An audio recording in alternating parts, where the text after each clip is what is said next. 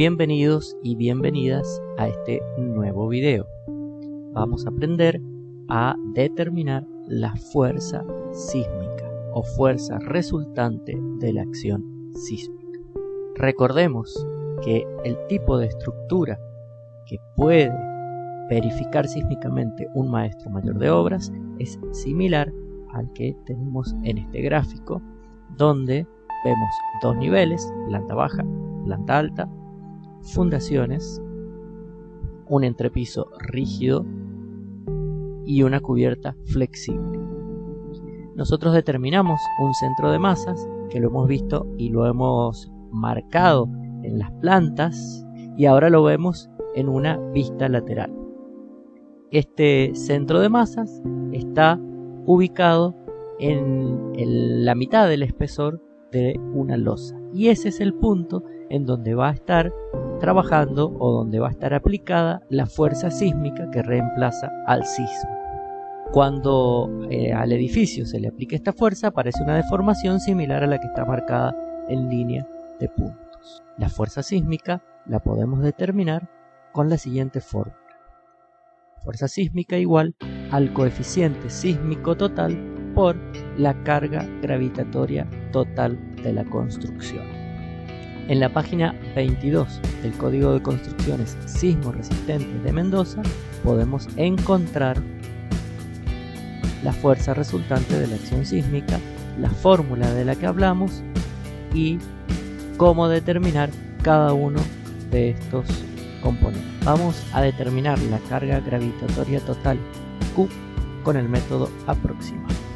Utilizaremos la siguiente fórmula, que la encontramos en la página 20 del Código de Construcciones Sismo Resistentes. Aquí podemos ver cómo se llama cada una de estas partes y también podemos ver cuáles son los coeficientes de participación y los valores que corresponden.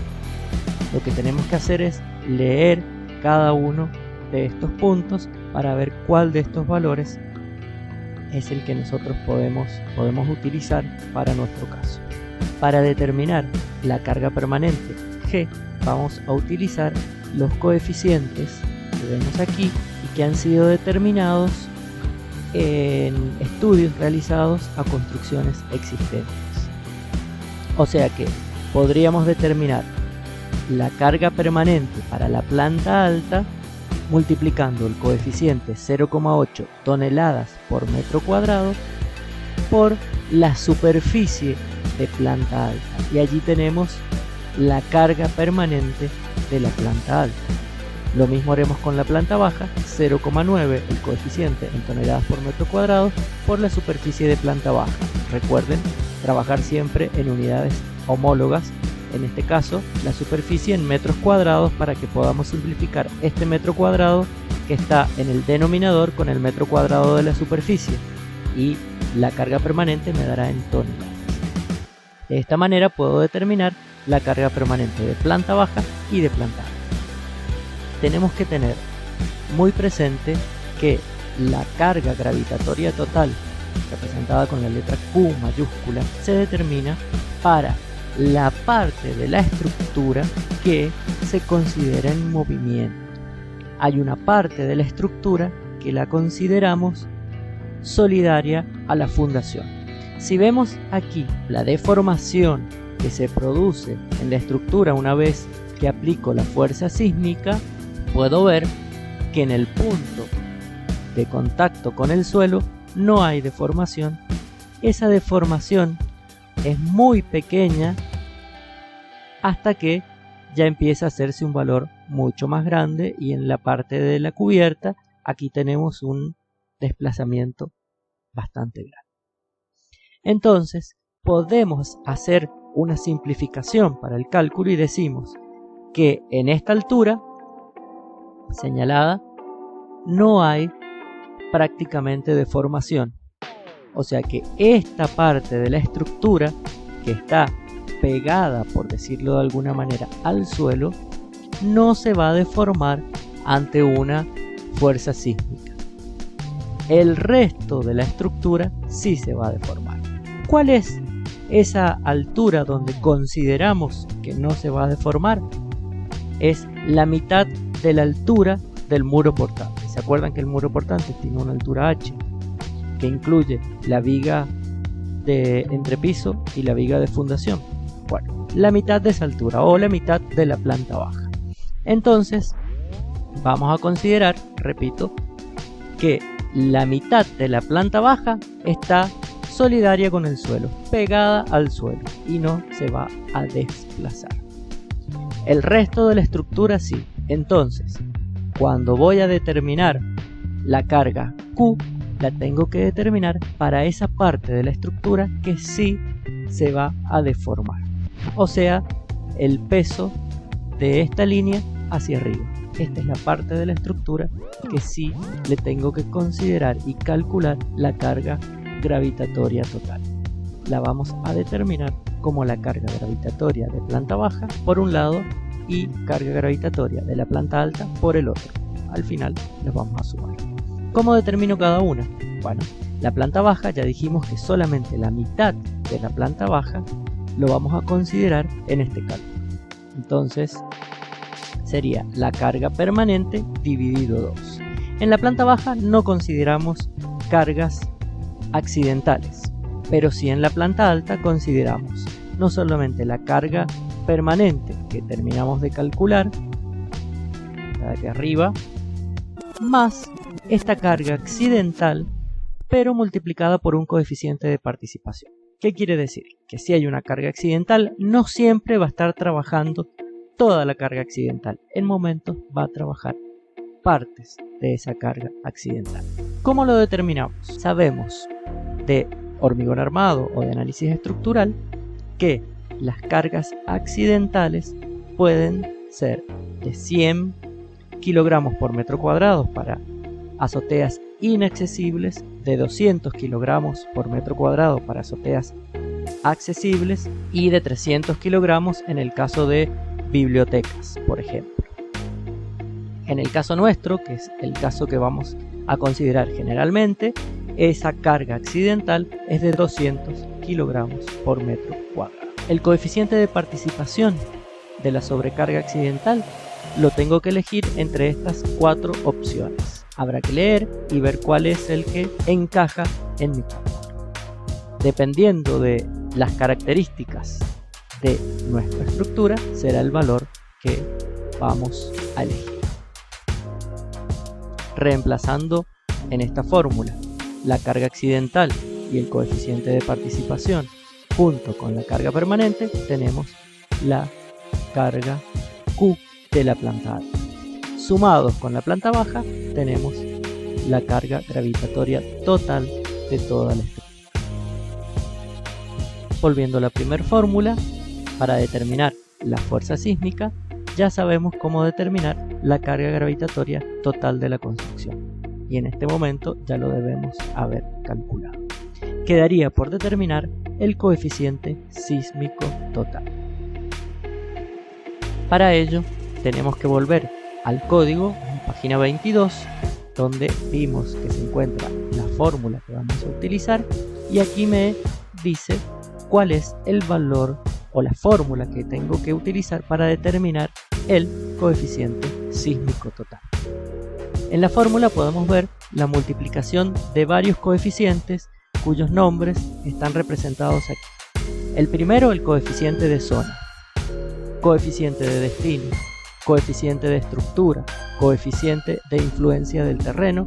Junto a cada uno de los coeficientes y de sus nombres encontramos un número, que es el número de artículo al cual tenemos que dirigirnos en el código para poder determinar estos valores. Algo importante para tener en cuenta es que la impresión de este código fue en el año 87. Por tal motivo, la tipografía utilizada es muy diferente a la que nosotros podemos encontrar el día de hoy en algún libro. Por ejemplo, aquí está representado el coeficiente de destino, la letra D la podemos identificar, pero la primera letra está un poco rara. Esa es la letra gamma del alfabeto griego.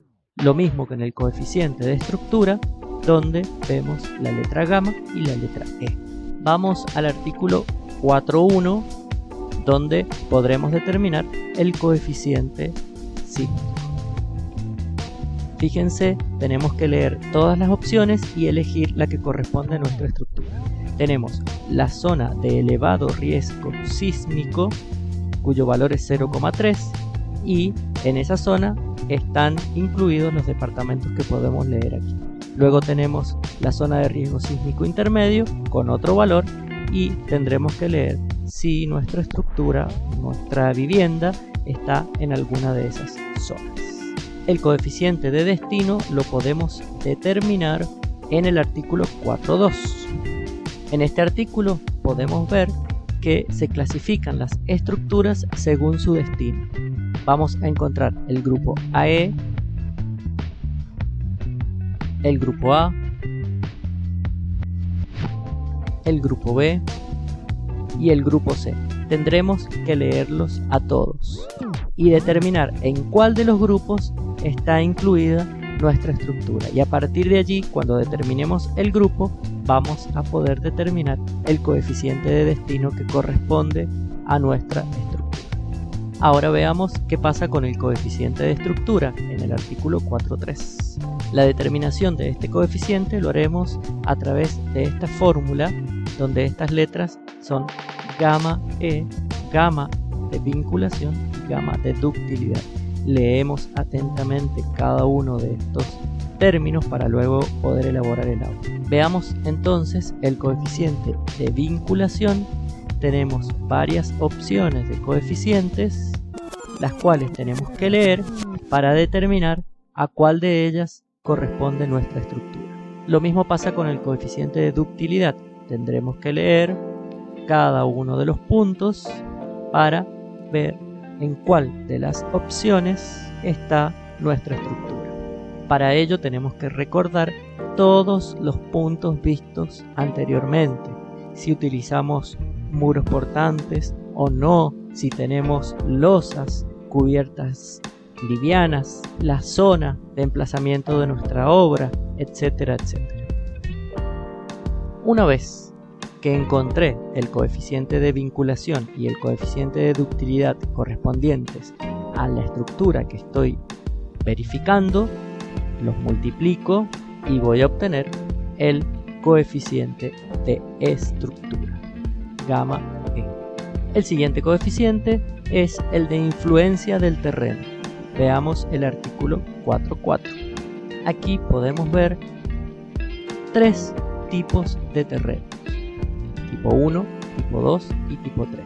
Tendremos que determinar cuál es el tipo de terreno en el que está emplazada nuestra obra. En el anexo 3 de este código, página 141, podemos ver que para cada departamento de la provincia de Mendoza encontramos una carga unitaria de resistencia del suelo. Para San Martín, esa carga es de 0,6 kilogramos por centímetros cuadrados. Volviendo al artículo 4.4, donde tenemos tres tipos de terrenos, veremos para cada terreno las características. Y aquí vemos en el terreno tipo 1 que la tensión admisible del terreno es mayor o igual a 3 kilogramos por centímetros cuadrados. Nuestra tensión es de 0,6 kilogramos por centímetros cuadrados. Recordemos lo que vimos en la tabla anterior. En el grupo 2 nos dice que son los suelos cuyas características se encuentran comprendidas entre los suelos tipo 1 y tipo 3. Hasta ahora nuestro suelo no está incluida en el tipo 1. Veamos el tipo 3, donde la tensión admisible del terreno es menor o igual que 0,8 kilogramos por centímetros cuadrados. Y la tensión del suelo en donde está emplazada nuestra estructura es 0,6 kilogramos por centímetros cuadrados, menor a 0,8, es decir, estamos en el tipo 3. O sea que el coeficiente S máximo para nuestro caso, o para este caso, es 1,2. Volviendo a la primera fórmula, para determinar la fuerza sísmica, vemos que el coeficiente de zona ya lo determinamos, lo multiplicamos por el coeficiente de destino, por el coeficiente de estructura y por el coeficiente de influencia del terreno. Allí tendremos nuestro coeficiente sísmico total, que multiplicado por la carga gravitatoria total de la construcción obtendremos nuestra fuerza sísmica. Es muy importante que puedan leer atentamente cada uno de los puntos que hemos visto anteriormente, consultar con el profesor en el horario de clases cualquier duda que pueda surgir para que puedan hacer esta actividad como corresponde y entregarla a término. Espero que haya sido de utilidad todos los puntos vistos en este video y nos encontramos